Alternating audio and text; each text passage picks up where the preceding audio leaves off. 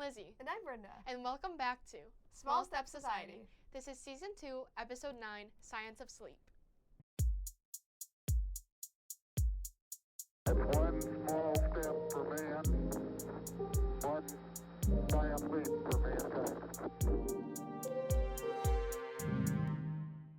Welcome back, everybody. Hello. Another episode, and this episode is all about sleep, so get ready. But don't fall asleep. Yes. But before you do that, to wake you up, here's the song of the moment.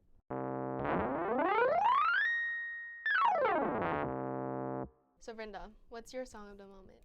My song is I Hate Boston by Renee Rapp. That's crazy. I know, it's kind of funny because I was also just in Boston. Yeah. But that is the song of the moment. Do you like Boston, or do you feel the sentiment of the song? I wouldn't say I hate Boston. Okay. I would just say my experience in cold, rainy Boston made me a little more grateful for cold, sunny Ann Arbor. Yes. Yes. Yes. Take what you Rain can get. definitely makes a difference. Yeah. Yes. What about you? What's your song of the moment? My song of the moment is called Double Take by Drew. Oh. Have you heard of it? No, I have not. It's pretty cute. Double take. Mm-hmm. Yeah. Yeah. Following last week's episode about moderation, we thought about other places where moderation can apply. And a great place that we can find moderation is sleep. Mm-hmm. We all know that not having enough sleep is bad for you, and you probably have lived through it as well. But did you know that having too much sleep is also bad for you? Yeah. When it comes to memory, sleep is actually what we call a Goldilocks issue. Both too much and too little of it are not good. As a report from the Harvard-based Nurses Health Study says, aim for just right. That's good. Yeah.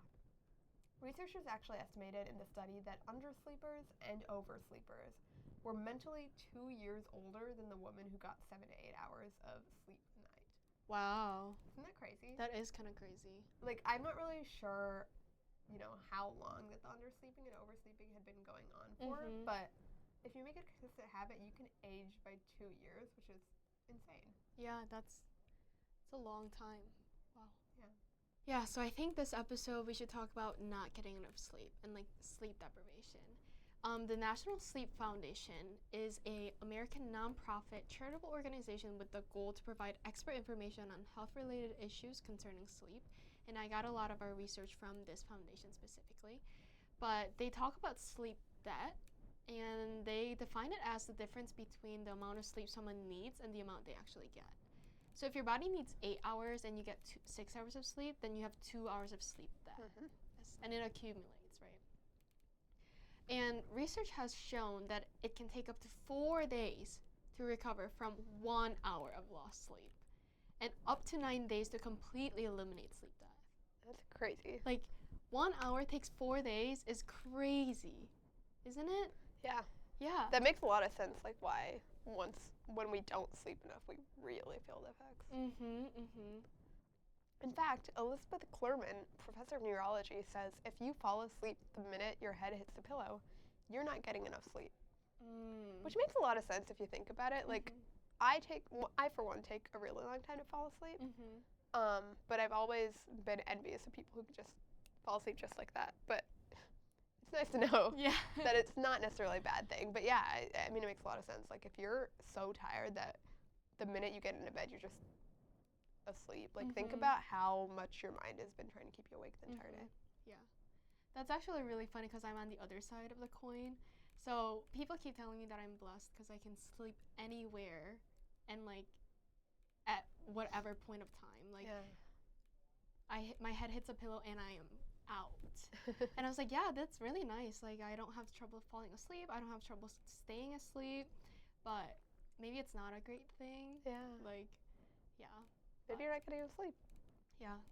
Regardless, there are some negative effects from sleep deprivation, which there's a lot of negative effects, actually. Let me be frank with you.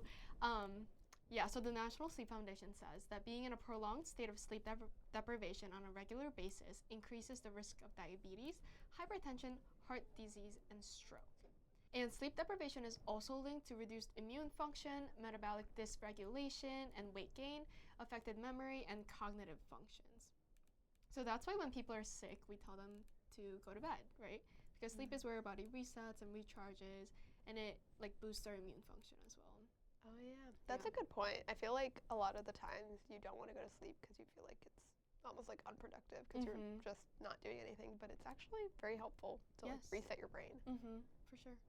Our roommate actually had just gotten a concussion, and we were asking her about our episode as we were planning it, and she said the last time she was sleep deprived, she got a concussion. So we were like, what? How is that correlated? Like to sleep, right?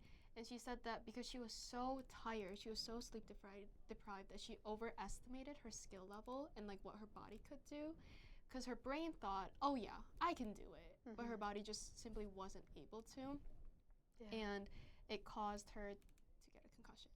So this is a very extreme example, I would say, but sleep deprivation does have very horrible effects. Yes, like very hindering effects and like long-lasting effects as well. Yeah. So I feel like on the flip side, it almost could be like whenever you're sleep deprived, your brain, like you didn't get enough sleep. So you're just like, oh, I'm just not able to do this because I'm tired. So if I just push through it, I'll be able to do it. But that's not really the case because when your brain is tired, you know, not everything, like everything in your body connects to your brain. So if your brain's tired, everything's tired. Yeah, basically. Yeah, that's a good point too, is that you just kind of psych yourself saying, oh, I can still do it. Yeah. Right? Yeah. Another aspect of kind of sleep deprivation related to like decreased immune function and like increased stress levels is this thing called leisure sickness. So leisure sickness is when you're sick for just a weekend or a short break. And I was interested in this because 2 semesters ago, I actually lived through this leisure sickness part of it. Really? Where every weekend I would go home, I was like bedridden. I was so sick. And then I'd come back to Ann Arbor and I'd be normal. Like I wasn't even sick at all. And I'm like, this is weird because I am sick. Right. But I'm not sick enough. It was just weird. Yeah. Right? So I looked into it. Actually, Dutch psychologists Ad Vingerhoets and Micah van Hoevijkevoort identified this phenomenon in 2001.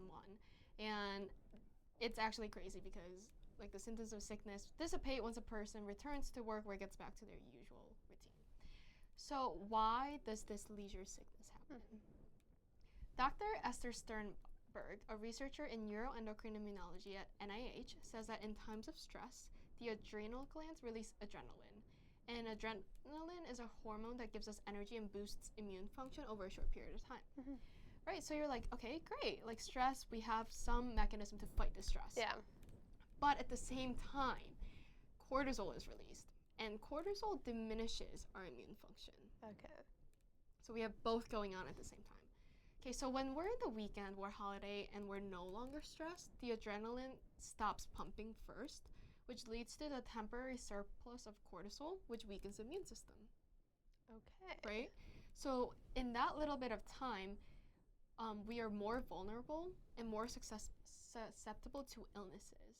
Interesting. It is very interesting. I guess that's like exactly the whole stress in moderation thing that we talked about last episode. Yeah. And you might be wondering, so how does this connect to sleep? Sleep deprivation activates the stress glands, like the adrenal glands, which causes adrenaline levels to increase. So you're like on adrenaline high while you're in sleep deprivation. Yeah. But once you're off that stress, your cortisol levels are just going to be skyrocketing. Oh, wow. And that's how your immune system also gets like decreased as well. Like, that makes sense. That's so interesting. Yeah. You would like never think about it. Like I feel like if I were going home every single weekend and coming back to Ann Arbor, I would just think like the weather where I live is just really bad or something. Yeah. But it's so crazy that it is a result of like stress and sleep deprivation and everything. Yeah. Interesting. Well, on the flip side, there's sleep overload. Sleeping too much can actually change your balance of hunger hormones, causing you to eat more and gain weight. A lot of talk of biology here today, guys. But yeah, isn't that crazy? Like, if you have too much sleep, like you have more hunger hormones building, which makes sense. Like if you're asleep for a longer time, you're gonna get more hungry because you haven't eaten for as long. But then once you wake up, you know, you feel like this rush of hunger and you just like keep eating. and gaining weight, Wow. which also leads to the increased risk of heart disease, like you talked about. And then also, excessive sleep can actually disrupt the production of serotonin, which is a neurotransmitter that's involved in mood regulation. Like, people often think of it as the happy hormone, Yeah.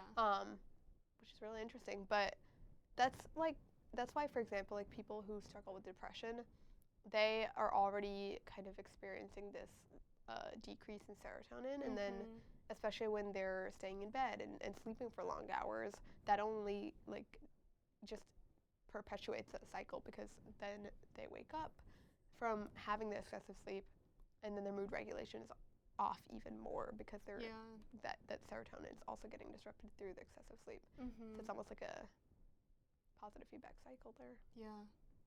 A little bit more regarding hormones. So another interesting fact about sleep is that women need more sleep than men. So Dr. Anise Raymond, an internal medicine physician, says that women need on average 11 additional minutes of sleep each night, which 11 minutes does not seem like a lot, right? Yeah. But I'll talk about it a little bit more, but there has been studies where 11 minutes is not a lot, but because women tend to get less sleep, it accumulates. And overall, in a general big picture, women need more sleep than men. Wow. Yeah. But the additional 11 minutes happens because hormones play a big role in like sleep needs. And the sleep-wake cycle is ruled by hormones, and it affects when a person feels tired, when they feel alert, when they feel hungry, etc., etc. And women and people assigned female at birth can experience hormonal changes each month, which impact their circadian rhythms and create a greater need for sleep.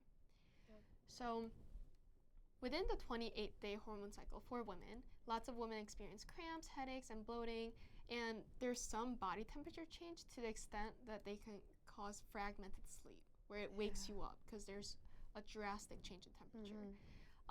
This doesn't happen as often in men because their hormonal cycle is 24 hours. Yeah. Which is wild to think about. Yeah, too. I didn't even know that. Yeah. And another super fun thing about this like sleep-wake cycle circadian rhythm thing is the 3 to 5 p.m. afternoon slump. So I don't know if you've heard of it, but recently on social media, the idea that all women are exhausted between the hours of 3 p.m. to 5 p.m. got like super popular. Have you heard of it before? No. Well, Really? I feel like for me it's like 12 o'clock is when I get tired. Really? Yeah. Because I feel like 3 o'clock to 5 o'clock hits, and everyone is like, well, I gotta take a nap. I know people like that. Yeah. Yeah. That's crazy that there's science behind it. Yeah. I want to know more. Yeah. So this, women are more likely to experience this like 3 to 5 p.m. afternoon slump, this fatigue, because they are more prone to iron deficiency. So, That makes sense. and this afternoon slump is a total normal part of the sleep-wake cycle. It's just unfortunate that it's in the middle of the day, you know? Yeah. Yeah. But it makes sense as the day goes on, the more hours you're awake, the more energy you spend, the less iron you have. So, like, a good idea would be, like, eating some snack that's high in iron or something like that For before sure. that. Yeah. Or Interesting. even a 30-minute nap. True. Yeah. And I briefly mentioned how women don't get as much sleep as men do. Yeah. But this is because women are more likely to have increased caregiving responsibilities and get up during the night. I'm not saying all women do this, but just in general. Traditionally, yeah. So when compared to men, women are 40% more likely to experience insomnia, twice as likely to have restless leg syndrome, which this can also happen through pregnancy and other hormonal effects as well. And women are more prone to poor sleep due to chronic pain. Wow. So all these things combined with the hormonal 11 minutes, research says that women need more sleep than men. Wow. I have heard that, like, generally, I've just heard that women need more sleep than men. And I feel like over the past, like, couple months, especially as I've kind of switched to waking up more early rather than, like, being a night owl, I feel like I've just really felt that. And I've been like, why? Like, that's just the one thing that really is unfortunate. Yeah. Yeah. Yeah. Because I feel like I've lived my whole life, like, thinking, oh, I just need, like, 7 to 8 hours of sleep. And it's like, maybe I need 9 hours. Yeah. And even if it's just an hour, it, you know, makes a big difference in your schedule. It definitely makes a big difference. Because I think we briefly talked about it outside of the podcast, but I can function really well on 6 hours of sleep. Mhm. But if I get 5 hours of sleep or 5.5, it's like the day is ruined. Even though it's Yeah. 30 minutes, it's only an hour. Yeah. But 6 hours, I'm like, yeah, I'm a normal human being. I can function very well, you know? That's crazy. So, like, even if it's just a little couple minutes, it's like But very do you catch drastic. up on the weekends? Sometimes, yeah. Okay. Interesting. But I feel like even on the weekends, I get like 7 or 8 hours of sleep. Interesting. That's kind of wild. Another very relatable part of this episode, I'm sure, is the idea of sleep procrastination, Mm-hmm. especially when we have our fun little scrolling devices, also known as yes. phones. Oh, yes. In this day and age, there's a lot of people out there that love procrastinating their sleep, Mm-hmm. and I can't really call you out because I'm one of them. But this is also known as revenge bedtime procrastination, and it's a huge problem, especially in people who don't have a great work-life balance. Mm-hmm. Shout out last episode again. Yes. But revenge bedtime procrastination is the idea that you're sacrificing sleep to give yourself leisure time, because you're essentially getting revenge on not having control over your time management, or you're just generally not having control over your schedule during the day. Mm-hmm. And that's because you're not making time for yourself during the day. Mm-hmm. And so then it gets to like your bedtime. So let's say it's like 10 p.m. It gets to 10 p.m. and you're like, I just need rest. Mm-hmm. And sleep doesn't really feel like rest to us because we're not conscious during it. You know what I mean? So sleep is just sleep to us. But we feel like we really need our time to relax and wind down. And that's how we suddenly start scrolling. Yes. And I think we all know what doom scrolling is, where you just keep scrolling and then it, Yep. and you can't make yourself stop. Mm-hmm. And you can't really make yourself shut it off because it does feel like your reward for a long day of hard work. Mm-hmm. But this is, once again, causing a huge cycle because it creates the feeling of guilt the next day for not giving yourself enough sleep. Mm-hmm. Like, there are times that I've been doing this before bed, and, like, in the moment, I'm already thinking of how I'm going to feel the next day. I'm like, why am I doing this? Why am I doing this? But you just can't, like, make yourself stop, you know? Yes. And then you feel tired the whole day after you sacrifice your sleep for your phone time or your leisure time. And then the next day, your work isn't as productive, so then you feel even more guilt because it was kind of in your hands to just give yourself the amount of sleep that you needed. And it just, keeps building on itself. And a huge part of fighting this, like I mentioned, is creating that sense of control over your life. Revenge bedtime procrastination is huge because that's like the only time in your day where you can choose what you're doing because you don't have any quote unquote real responsibilities because once again, we see sleep as like a different entity. So with that, anxiety I feel like is also a big factor in sleep procrastination.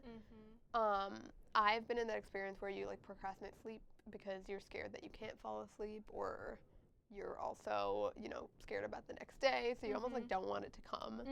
So if you stay awake, you're not sleeping, which obviously means the next day isn't gonna start, But sleep procrastination also causes anxiety. It feels like time is passing quickly, and suddenly it's an hour past your bedtime, and you already know tomorrow is gonna be horrible. Yeah. So you might as well just keep scrolling because it's already going to be horrible. Yeah. And so overall, it's a really hard thing to shake because we do feel like we need to make the time for ourselves to wind down. So I would suggest just making that time in your schedule every single day to wind down before your bedtime. Yeah.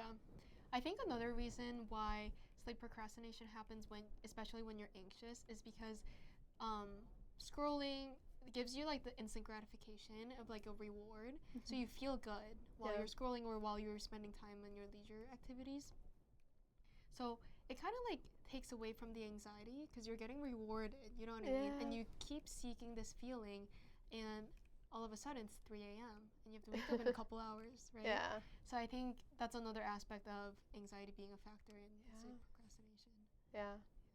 And I feel like that reminded me, like another factor in it is that if you even do it like a couple nights, it kind of becomes a habit. And then because you've almost like lived your entire day on autopilot, like going to work, coming home, making food, whatever it may be, that's just like another part of your day that's put on autopilot, And that's especially when it's really hard to shake because it's part of your bedtime routine, you know? So I would suggest like specifically setting out leisure time for yourself that isn't your bedtime. Yeah, which is very hard, Yeah. especially with a busy schedule. But yeah, It's important. Yes, it is very important. Another kind of form of sleep procrastination is called social jet lag, coined by Till Roneberg, a professor of chronobiology.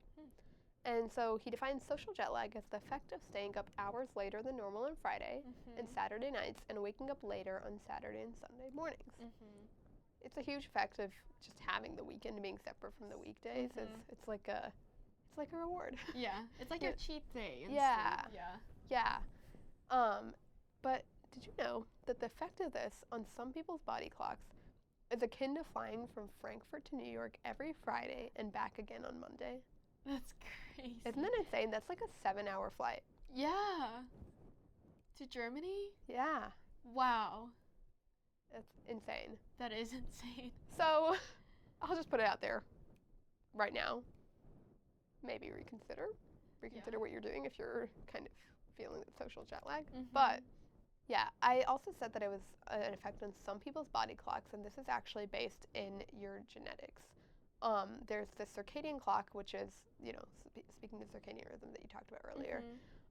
The circadian clock actually differs between people. We've always heard like the early bird and night owl thing. So Roneberg calls these early larks. Okay. But owls who sleep and wake up later on work-free days than on work days are expected to have a greater degree of social jet lag than larks, who sleep and wake at approximately the same times on both day times. And this is really true. I've noticed that, especially when I'm back home, like, because I want to spend time with family and just, do all the things that one does on the weekends, when I'm not doing work, I end up going to bed later on, like, a Friday because we're watching a movie or whatever. And then I come back to work and I have to wake up at 7 a.m. Yes. And I feel so groggy on Mondays, but not even that. Like, I actually feel like I can wake up pretty easily because I've only had like 5 hours of sleep because I couldn't fall asleep the night before. But then I actually have headaches all throughout Monday. And I started noticing this summer, and I was like, what is happening? And then I realized it's because my sleep rhythm is just so completely warped during the weekend that I can't get back on track. I end up not being able to fall asleep on Sundays, and I'm like, why is this happening? So then I get on my phone or something to like make myself tired, and that just makes it so much worse. You know what I mean? Yeah. So it's like this prolonged cycle, and I understand because obviously Friday, Saturday nights, especially in college, like that's when everything's happening. Yes. But it's still important, like even if you're maybe not like maintaining the exact same sleep schedule as you have on the weekdays, at least like pushing things back an hour maybe, but like having like a 5-hour difference isn't terrible for you. Yes. So. Yeah.